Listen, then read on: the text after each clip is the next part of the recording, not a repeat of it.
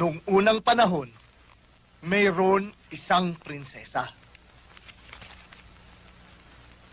Napakasungit ng prinsesang ito.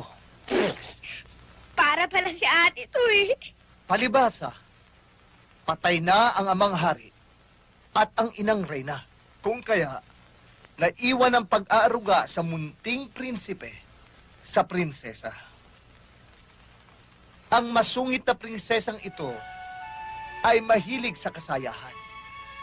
Kaya lagi siyang wala sa palasyo.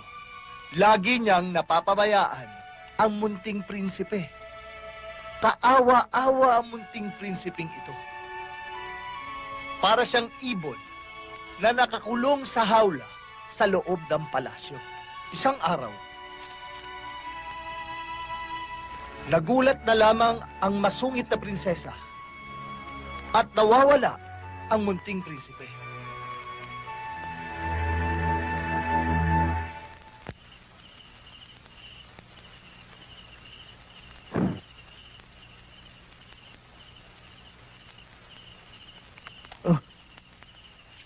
Ma'am, Nasaan?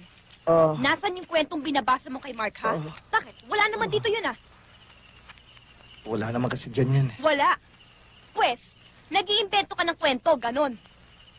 Ha? Kasi Ako ba yung prinsesang masungit? Pinariringgan mo ba ako? hindi ho, ma'am. Kasi ano ho eh. O ano? Kasi ano?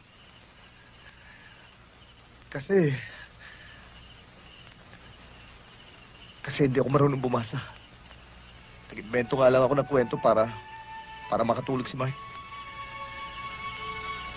Hindi nga rin ako marunong sumulat eh. Hindi ko nga maisulat ang pangalan ko.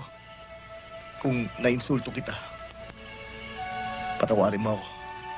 Bukas, pag-gising ni Mark, pakisabi nilis na ako. Bakit po kayo